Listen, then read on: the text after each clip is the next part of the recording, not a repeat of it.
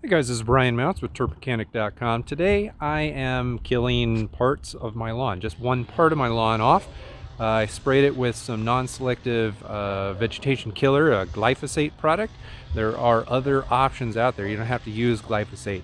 For me, I'm using glyphosate because it's the most aggressive vegetation killer really that you can get, and I'm spraying it on one of the most aggressive grass types that you could have and weeds that you could have. I got some weedy Bermuda grass in here and kikuyu grass. Both of these are incredibly difficult to kill off, so I'm using the most aggressive herbicide. But while I do this process, I figured it would be a good idea to make a video to explain some of, I guess, the helpful tips that you should know going into the first time you ever spray a non-selective vegetation killer onto any portion of your lawn. Whether you're trying to kill off an entire lawn or just a part of a lawn, then I hope that some of the tips that I'm going to give you in this video are going to help. All right, I want this video to come off as relevant to those of you who follow me and my journey in my lawn, as well as those of you who have no clue who I am, just wanting to learn how to kill off a portion of your yard efficiently. As you see, I've got a variety of products here. I personally, for this project, am using a concentrated form of glyphosate from this Killzall. There's nothing in this other than glyphosate. The reason I'm using that is because I am attempting to kill off a very aggressive patch of unwanted grasses and weeds. Now, the weeds that are in this patch aren't particularly aggressive, but the grasses are. I'm basically trying to kill off common Bermuda grass that has invaded this lawn over the years, and I'm trying to kill off common kikuyu grass, which is a very common grass grown in South Africa, in Australia, and Southern California.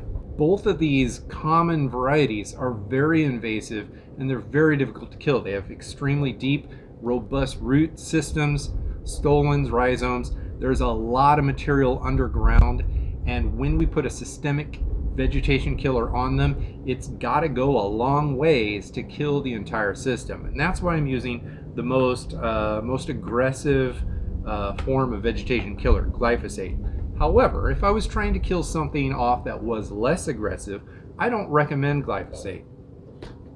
Glufosinate is another good option. There's many brands that make glufosinate. Glufosinate is not manufactured in a factory the way that glyphosate is. It's more of a natural product. It's certainly still a chemical, and it certainly deserves to be treated with respect.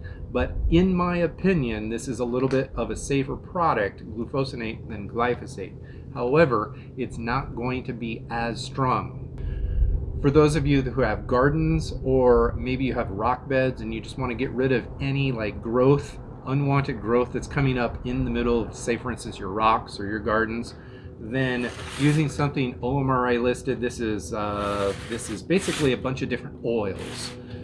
This is cinnamon oil, citric acid, clove oil, rosemary oil, and a number of other things. This is basically perfect for organic situations, or when you're trying to kill off a little bit of a lot of different not very aggressive sorts of things, or if you're putting it into a sensitive location where you don't want chemicals going down. It's funny, I was calling the pattern indicator. This is glufosinate right here, X out. X out is the glufosinate. This is the one that you want to put down if you don't want to use glyphosate. If you want to use something a little bit more natural, it's still a chemical, this is more of a natural chemical. Now, for those of you who don't really care and you just want kill as fast as possible, as efficiently as possible, but you don't necessarily need to go through a lawn, then I wouldn't recommend using these concentrates. I would recommend using more of a spot spray. So this is the Roundup that uses the same glyphosate that you find in this, what is it called, Killzall. This is glyphosate with a few extra additives. You get this little sprayer one. This is perfect for walking around and spot spraying, let's say for instance, grassy weeds in a large area, but you don't want to blanket spray the whole thing. Now, for blanket spraying, which is what I'm doing on my little spot over there, I heavily recommend, strongly recommend using a surfactant. These are very aggressive products, and they are chemicals, and when we put them down on the lawn, we want to treat them with respect. We don't want to have to treat them, we don't want to have to apply this stuff over and over and over again. We want to do it in the least amount of applications as possible, and the way to do that is to add a surfactant so that the product can properly coat the leaf systems of all of the vegetation that you're attempting to kill. Usually you're going to be putting approximately an ounce of surfactant in for every gallon of water that you're spraying. This is almost gone. I have other surfactant in the garage, and I can't wait to finish this off so that I can have fewer things in storage. I also heavily recommend using dye. This is an additive that you're going to put into your tank, and I don't think you should skimp on it. Use a heavier dose of this in your tank, because when you use more of this, you're going to be able to see where you have sprayed. So for weed kill, like if you're just spot spraying weeds, it's not that big of a deal if you miss something. But if you're literally trying to kill everything in an entire square foot area, you don't want to miss a spot. And when you can see the places that you sprayed, you're not going to miss a spot. And you might still have to come back later, but at least most of the stuff will have died off simply because you sprayed everything on the first try. When you spray these products, please use gloves. You can get fancy gloves, you can use cheap gloves. If you use any gloves, it's better than not using gloves. Look what I did to my fingers. I got blue dye all over my fingers because I started putting the dye in before I put the gloves on. Use gloves, and when you if you ever, and you probably will, if you get any of these chemicals on your gloves, then you're going to want to change the gloves. In my opinion, it is better to go through a ton of gloves in one spraying session than it is to go through one pair and get all messy. The reason for that is you're going to be touching a lot of different things. Your sprayer has a sprayer wand. You're going to be pumping the sprayer. If you've got a battery sprayer, you got to be pushing the button. You got to be grabbing the bottles to move them around.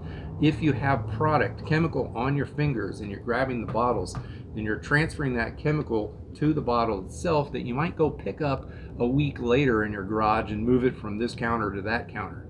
Always use gloves, and if you get anything on those gloves, throw the gloves away, swap out to a new fresh pair of gloves so that everything stays clean. Put all of your products on cardboard. No matter how careful you are, products will dribble. They will, as you pour, they'll dribble down the side. You might drip. You want them to drip onto cardboard, something that you can then throw away later. You don't want this stuff sitting on your patio or your driveway or your sidewalks if it doesn't have to. I also heavily recommend keeping paper towels. Now this paper towel roll is almost gone, but keep some paper towels available so that you can clean up your fingers, your hands, spills, whatever. After I pour things, you take a paper towel and you wipe the top, especially the herbicides. So when you undo this and then you pour, there's always liquid left. There's always herbicide left on the rim. Use your paper towel to clean that off. Otherwise, it will slowly drip down later and become a hazard for you when you're not even using the product. Now, that's just kind of materials that is good to have on hand that I heavily recommend having on hand. I personally, in this scenario, was wearing some shoes that I plan on throwing away. So if you're going to be spraying, especially if you don't spray very often, take the time to wear proper rubber boots. Those are the things that you can clean after you've sprayed so that they're not a risk to you on a later date. In my situation, I decided to use the shoes that I plan on throwing away because I don't want to have to clean rubber boots, and I'm going to throw these shoes away anyway. That's pretty situational to me, but in normal circumstances, wearing the rubber boots makes a big difference. Everything is going to be much safer if you can actually clean your boots afterwards and not worry about chemical residue sitting on whatever shoes you happen to be wearing the day that you sprayed your lawn.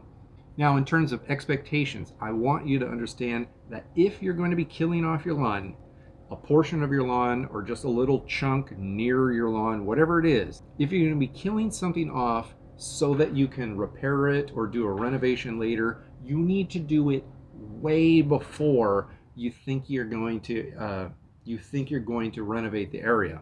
Most lawn kill scenarios take much longer than people realize. In my scenario, I'm planning on applying 3 times to ensure a full kill over the area. And then after those 3 times, I'm still going to till up the area and apply a weed stop in the form of a mesotrione product. so I have a cleanest seed bed possible for later when I go and install the new lawn. I don't plan on putting grass seed down in this area for at least 2 months. If you're gonna attempt to kill something off in one try and then put grass seed down or start growing anything in the area, expect to have some of what you attempted to kill start growing back. In fact, some of that stuff isn't going to be killed at all because there's almost always a chunk that is in currently dormant state. You should never expect to be able to kill dormant vegetation with any of these sprays because these sprays are not soil mobile. If they hit the soil, they're not going to go through the soil into the root structure. They're going to break down in the soil and become inactive. These products need to go on actively growing non-dormant leaf tissue above the soil level and get absorbed that way. When they get absorbed that way, then they can start traveling down into the root systems and all of the stems and stolons and rhizomes to kill off the entire plant system. If any living plant in the soil is dormant, it's not going to get killed off. So once that plant wakes up and emerges from dormancy, it's going to exist even though you applied a whole bunch of this stuff. And that's why it's important to try to kill everything off over a long period of time. And the irony behind the whole thing is when you do that, after I spray all this stuff on, I'm going to leave it on for a good solid day before anything happens. I'm not going to mow the grass for a few days because any product that gets absorbed into the leaf tissue, I want it to stay in the leaf tissue. I don't want to cut it off. But then I'm also going to continue to water the whole area. I don't want anything to stay dormant. I want anything that happens to be dormant in the soil to wake back up because I'm going to have to apply a second round of this. Almost in all scenarios, I've never attempted to kill off an area and had 100% kill with one spray. Like, it's just not going to happen. If you continue to treat the area after you've applied these products as if everything is still alive and try to get everything as healthy as possible, the second time you spray, you're going to get almost everything killed off. Now, in my scenario, I'm planning on spraying 3 times, and that's because I expect the grass systems that I'm trying to kill to be robust enough that they're just not going to die off completely after 2 sprays. Maybe I'll be wrong, but I don't think I'm going to be wrong. In fact, in between spraying sessions, I'm going to go and I'm going to cover up some of the areas of my lawn that I think have the most dormant vegetation growing in it, and I'm going to cover them up with plastic. So I'm going to water them, cover them up with plastic so that they warm up, see if I can get things to pop back out of dormancy for the second go around, the second attempt to kill the whole area off. Now, it's incredibly important to protect the areas that you don't want to kill. For me, I'm using very thick cardboard going right up against my neighbor's lawn. Now, in my scenario, I also have this very large overgrown aloe vera plant. We're going to be removing that plant, so I don't care so much about protecting it. But I do care about protecting my neighbor's lawn. It would not be cool for me to spray and kill my lawn off and accidentally kill off a little bit of theirs. Do not go out and try to spray carefully. Make sure that you have everything that you need to protect your neighbors, to protect your sensitive plants, the stuff that you don't want to kill, and to protect the areas that you don't want drift to take the product. If I'm killing grass here and I've got a garden here and wind is going this way, even if the garden is not touching the grass area, I need to have a barrier there before I spray. Otherwise, I'm gonna get damage where I don't want it. It is not worth attempting to spray any of these products if you can't protect the areas around you. Now, as you're going up against things that are sensitive, I recommend going very, very slowly and precisely along those areas. I also prefer to go heavier in those areas as I'm going in a very precise manner. So for me, that's right up along the line between me and my neighbor's yard. I'm going slow there and I'm putting a thick layer of product down, probably more than the label rate says. And that's because I want to make sure that I get the best kill possible in the most sensitive areas possible so that I don't ever have to come back and do it again. If I'm going to go really slow in the area, I might as well go a little bit heavy. Now for glyphosate in particular, if you're using a concentrated glyphosate, this is a 41% concentrate, which you mix together with water yourself. These products get diluted quite a bit with water. You're only going to be doing 2.5 ounces per gallon of water. So for me, I've got a 2-gallon tank, so I'm putting 5 ounces of this product into the tank, along with my surfactant and my blue marking dye. That doesn't give you a lot of coverage. It's somewhere around 300 square feet of coverage per gallon. So for me, I'm able to do my entire side yard with a 2-gallon tank, but you have to go about the process with the full knowledge that this is going to take a long time, or it's going to take a very large tank. It is perfectly fine, it is very much okay to go through little chunks of your lawn at a time. So if you've got a large lawn, do the sensitive areas first in small chunks so that you can take your time and you're not rushing. Because we're planning to do multiple rounds over multiple months before we get to our renovation, there's simply no rush. We do need to get started, but there's no rush. Do small chunks at a time, 300 square foot here, 600 square foot there. You don't have to go and try to do 5,000 square feet all in the same day. You will regret that decision later in most scenarios. Now, the last parting thoughts is you really need to be doing this in the right environment, the right conditions. If you want to do it in the most efficient way possible, you want to do this in very mild, warm weather. We're talking like 60, 65 degrees is perfect. If you can get it in full sun, that's best.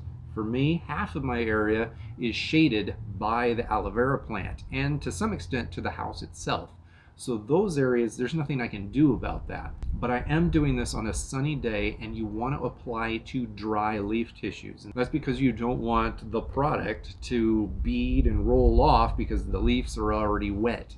You don't want the product to get diluted by existing moisture on the lawn, because if it gets diluted, the product goes down to the soil and it deactivates itself. It's not going to be used. In my opinion, you want to use as little product as possible in the fewest applications possible and get the best results possible. And that takes planning, it takes time, and it means you can't rush through the entire process.